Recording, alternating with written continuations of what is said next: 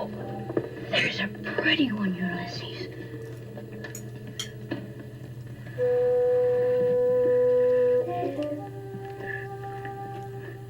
There it is. Hello, BookTube. I'm Shawn Breathes Books. Welcome back to my channel. And another Friday Reads, my last Friday Reads in this apartment that I've lived in for about 3 years. As you can see, the cupboards are bare. Not the cupboards, the bookshelves are bare. Friends volunteered to come over and pack up many of my books, more than half of my books. And that was last Sunday, and I haven't done a whole lot of packing since then, so it's time to get busy.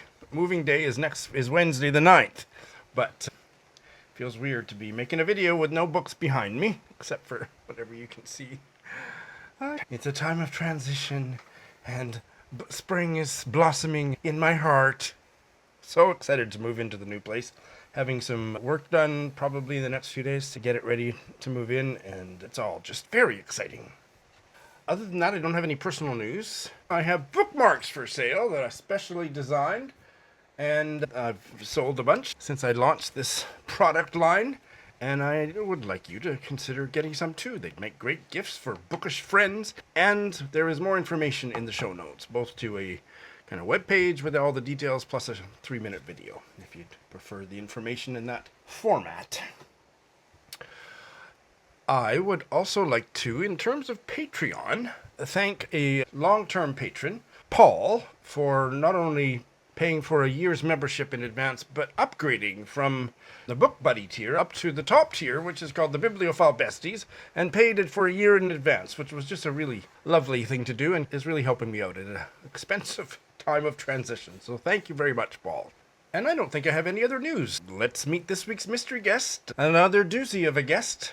And this week's mystery guest is the Canadian writer Rebecca Morris, joining us from Montreal, and we are here to talk about her fascinating sounding debut novel. It came out in 2024 called Other Maps. Welcome, Rebecca. Thank you so much. I'm so happy to be here. Well, I'm so happy you're here. And first question, is orange your favorite color?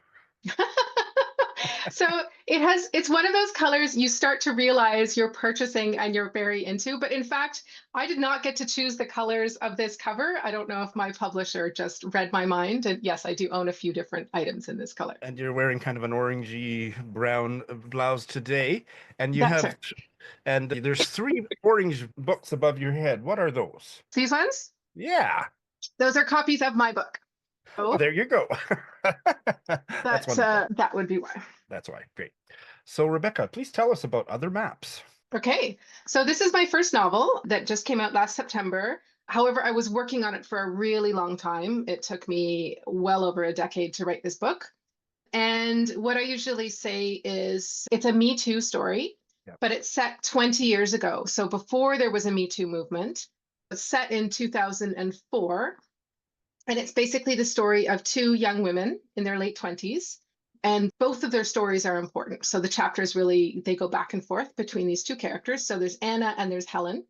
And these 2 young women were best friends growing up in Guelph. This is set in my hometown of Guelph.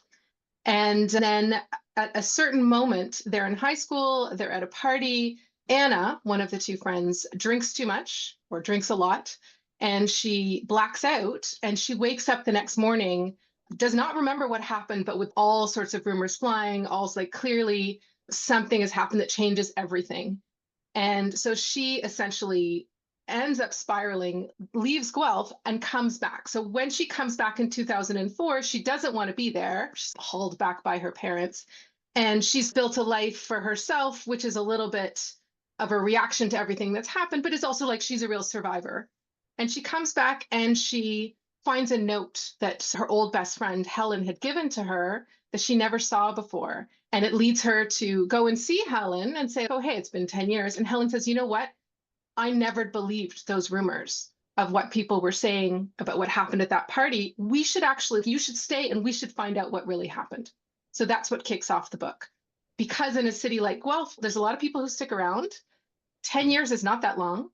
And so they're able to do some kind of looking around. So the whole first half of the book is them just finding out what happened. And then the whole second half of the book is them basically dealing with what they find out. That sounds really intense and really fascinating. How old were these 2 women 10 years ago, roughly? So when the event happened, they were about 16, like just turned 16, so grade 10, quite young and not worldly people. They're quite young. And so now they'll be in their mid-20s. Exactly.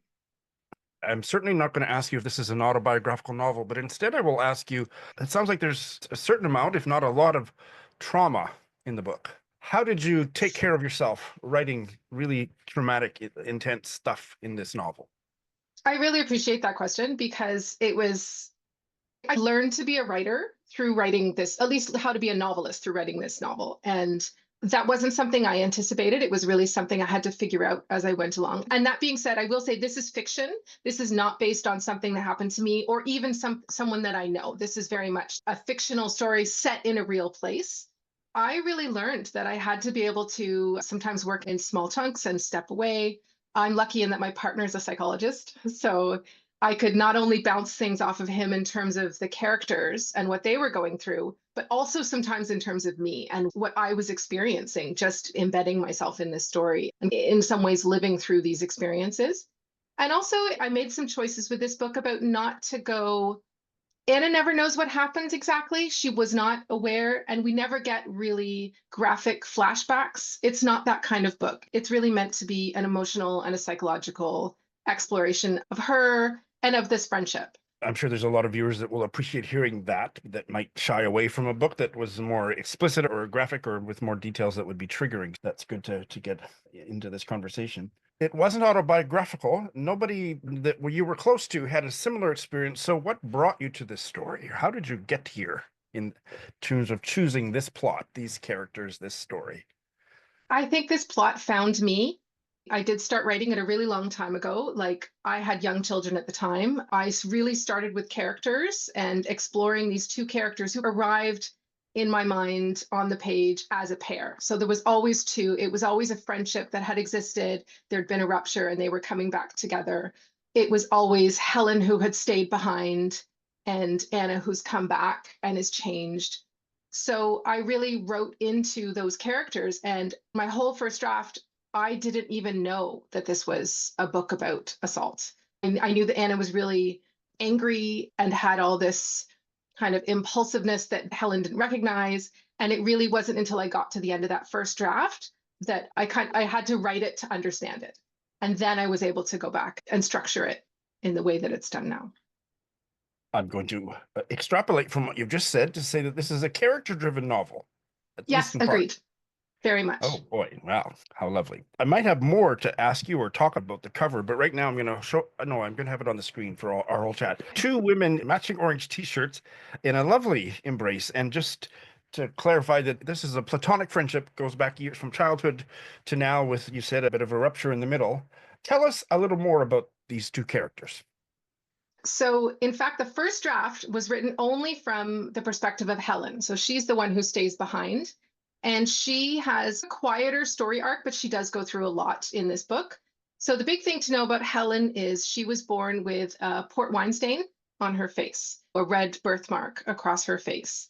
And that has shaped the way that she is. And she has, for various reasons, decided and grown up covering that up and feeling like it needs to be really hidden. And when we meet her at the beginning of the book, she is actually a professional. Like she works up at a makeup counter in the mall. And she is not only expert at covering her own birthmark, but also that's what she does for a living. So she does makeovers, she sells these products. And so that is a big key to her character. Her family is also important, her relationships, but that's who she is. She's someone who covers something up. And then Anna comes back to town. And Anna looks so different when she comes back to Guelph that Helen doesn't recognize her at first. So Anna is now covered in tattoos, which in 2004 in Guelph was not very common. Yes. And she's got piercings and she just looks quite extreme. Like she looks like she might be living on the streets, perhaps somewhere. But she's also a very strong and powerful, but impulsive character. So she comes in like a bit of a whirlwind. And when she reconnects with Helen, not only is Helen encouraging her to look for the truth and to reconnect maybe in some ways with who she used to be and to lean on Helen, but Anna also upends Helen's life a little bit. And Helen starts to question some of her choices and some of the ways in which she's stuck in the same city where she grew up. And when I was writing this book, I thought of it as there's Anna's journey, there's Helen's journey, and then there's their friendship. It's not always easy to reconnect with somebody after 10 years. And so I tried to show kind of the ups and downs, but also the strength of that relationship. I am reading a wonderful Irish novel right now, which is very much about old friends from high school age or childhood friends, where there was a rupture and they're coming back together in the present. All Great. kinds of bells are going off for me. The novel is called Gráinne by Gráinne Murphy, and it's really good so Oh, far. I will have to look that up. Yes. That sounds wonderful. Guelph, Ontario is your hometown. You live in Yeah. Montreal. It's set in Guelph. Tell us more about the setting, why you chose to set. I think I probably understand why you set it there, but probably most people watching this don't have any idea of Guelph. Give us a little of the color of the setting. Okay.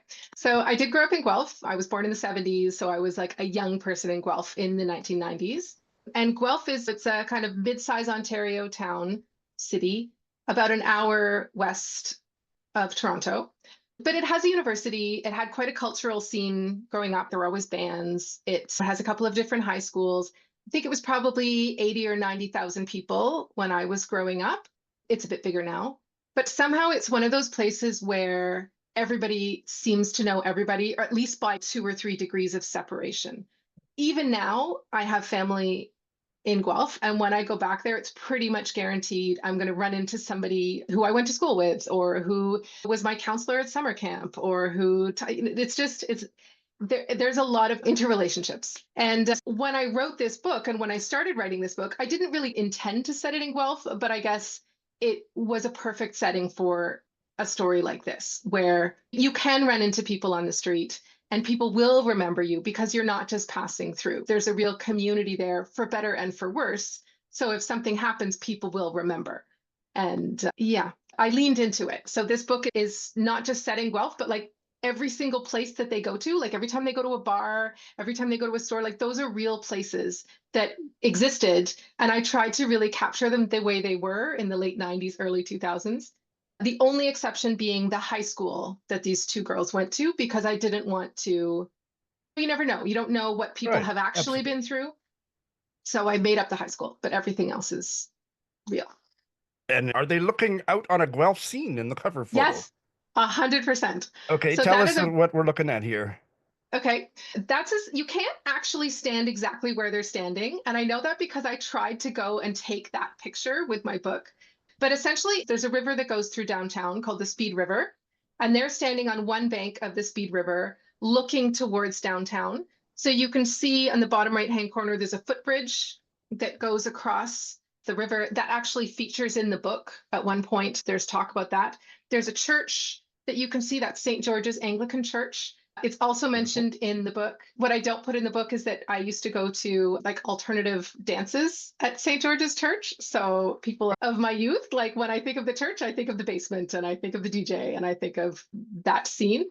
But yeah, so it is a very Guelph scene. People who know Guelph recognize that scene. It's a wonderful photo for the cover. The more I look at those two young women in that kind of quirky embrace, it just warms my heart. It's a lovely cover. As I'm listening to you talk about the rape culture part of this story, my mind is flashing back to what I know about the Rita Ann Parsons true story in Nova Scotia that led to her suicide after an alleged gang rape in 2011. It's a really terrible thing, actually. This is a fictional book, but there are so many things that in real life it could be based on. And since I've Absolutely. published this book, I've had people speak to me and share things with me, sometimes people I'm very close with, which I found, again, really upsetting. A lot of people carry these stories.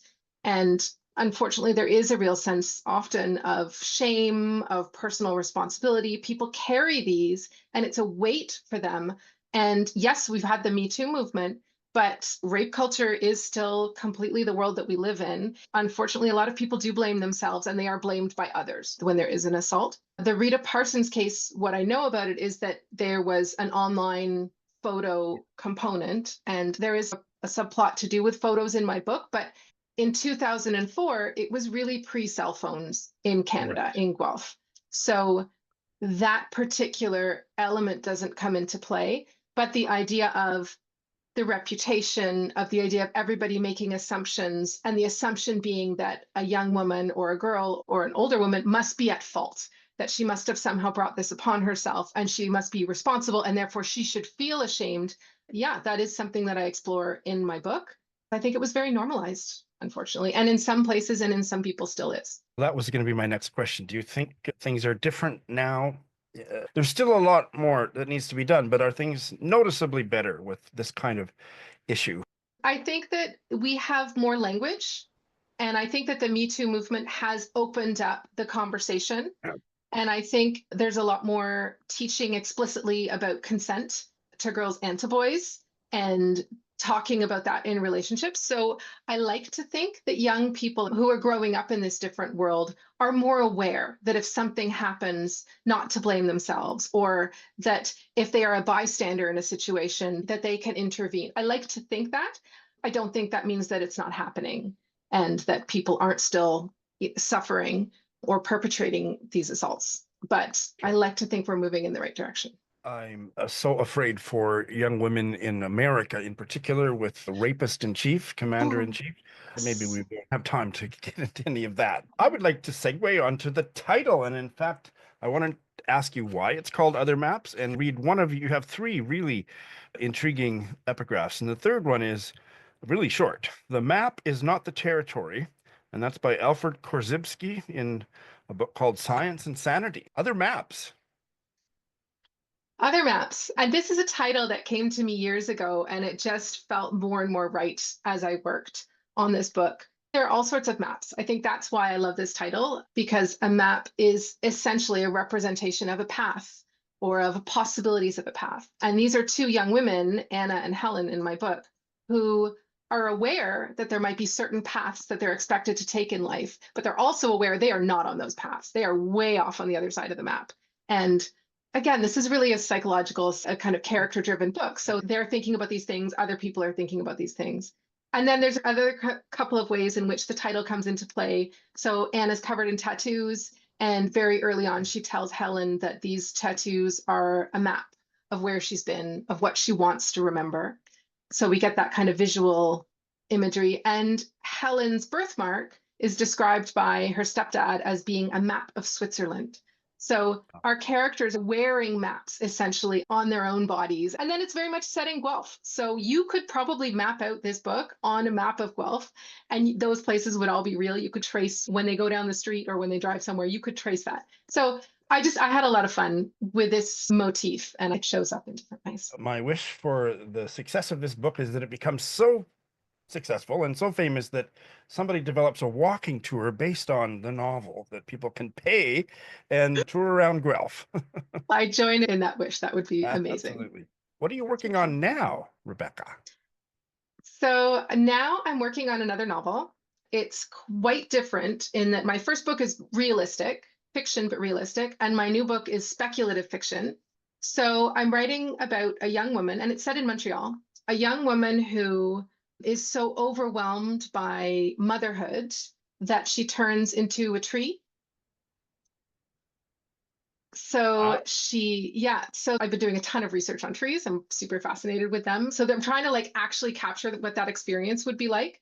The whole first part of the book is how she got into this situation and how she becomes a mother and all the ways in which her world is exploded by this experience and just the tremendous change of becoming a mother. And she chooses this kind of escape route, but meanwhile, her baby is left behind. So then the whole middle part of the book is the people left, her mother-in-law, her sister-in-law, her stepdaughter, taking care of this child. So the book becomes about their stories, and they gradually realize where this main character has gone and are trying to figure out how they can call her back. So it's a bit weird, but I'm about halfway done and I'm really excited about it. And what kind of tree? It turns into a birch tree. A birch tree. I'm sure there's a whole bunch of stuff about birch trees specifically that you're having a good time weaving through the story. Oh my gosh, all sorts of mythology that I'm trying to incorporate and lore. And yeah, it's great. And not only one novel published and another one in the works, but you have published a whole pile of short stories. Is there a collection coming out someday? I hope so. I'm querying a collection. It's in the hands of a couple of different Canadian publishers. I was just thinking this morning, maybe an email will pop up and I'll get that happy news that someone wants to publish Absolutely. it. A number of them have been published, but it's funny that I have, stories that I wrote that I spent a ton of time on and have not seen the light of day. It's a pretty generic question, but the answers that I get are interesting. So I'm going to ask it. Okay. What's the difference between writing a short story and a novel? How different is the process of literary creation? I think the big difference is, at least for me, the novel took so long. There were times when I had to step away from it, or you finish a draft, you really need some time. So the timeline is just so different.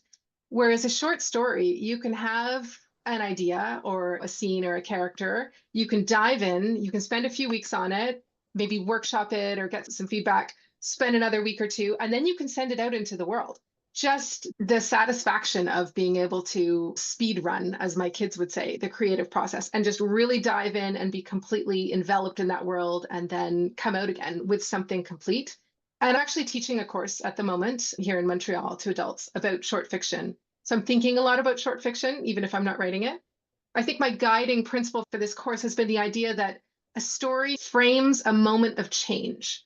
So I think thinking in and out of what that frame looks like and what is the change and how does that work. And again, I'm quite a character-driven writer. I love writing short fiction. I miss it, but I'm also deeply into this novel. So I'm sure I'll go back and write more at some I hope you will. And I believe on your website, there's links to publish short stories on various literary journals and stuff. So, Yes. of Yep. course, Yep. Yep. your website will be linked in the show notes. A couple of your favorite short story writers or favorite short stories?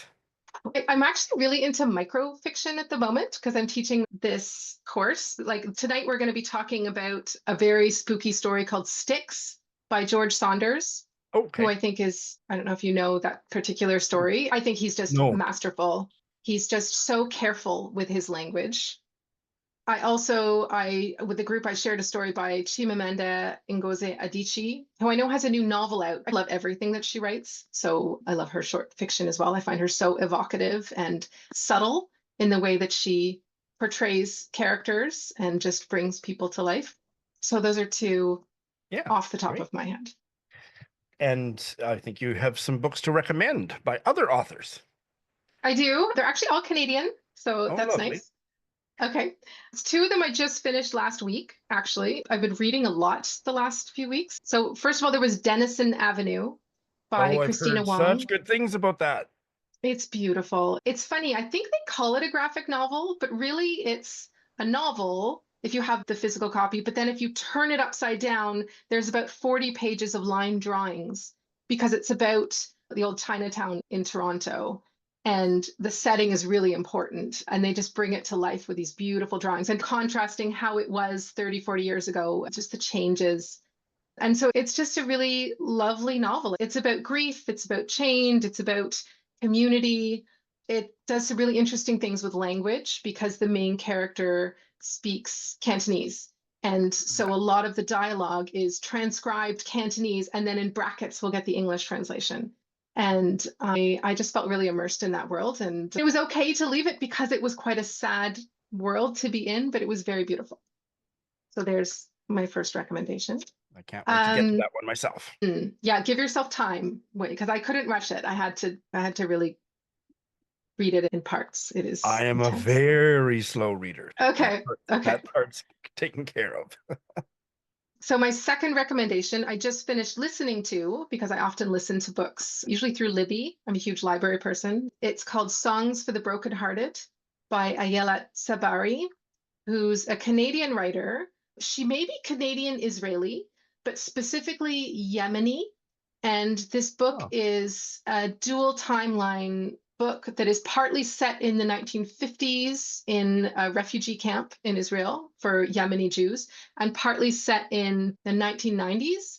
It's very character driven, but it's just tremendous. She brings to life this world that I did not know anything about. And it's literally about songs. So it's about this culture of women singing and this oral tradition and who fits into a culture. I can't sum it up. I just finished listening to it, but it's so beautiful. And the recording is wonderful because it's the author herself who's oh, reading part of it.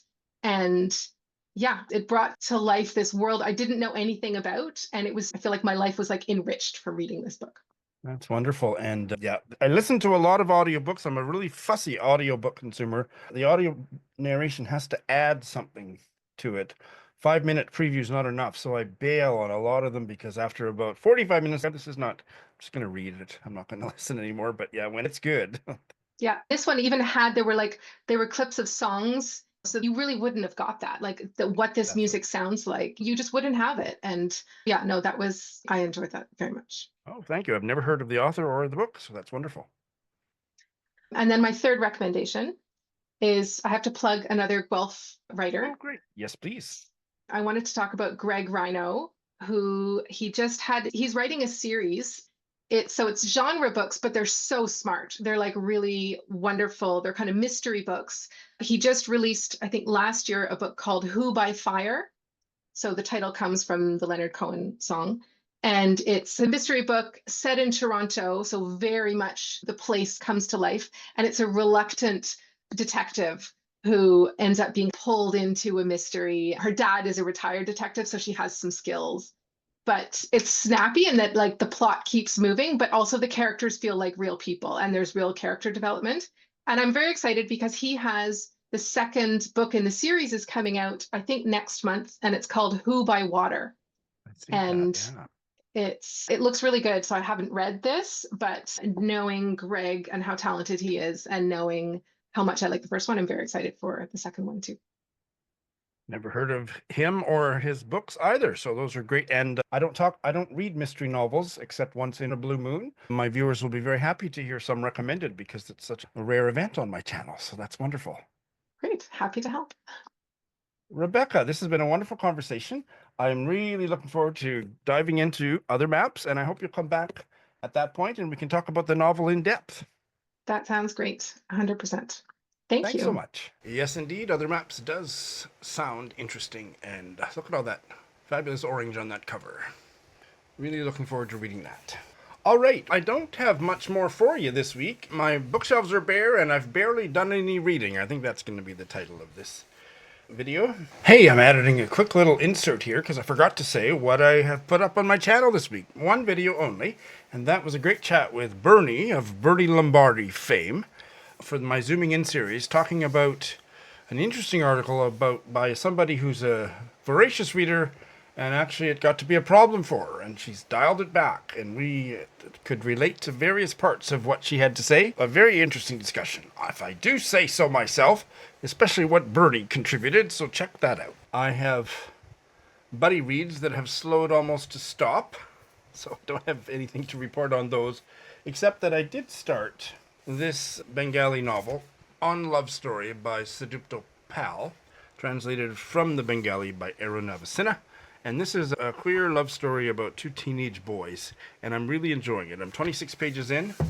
I'm enjoying the writing, and I guess my comment is, I don't know if this nonsense has disappeared from literary and social theory since I stopped paying attention to that putrid discourse, but when I was in grad school, and even as an undergrad, there was all this kerfuffle about you can't universalize.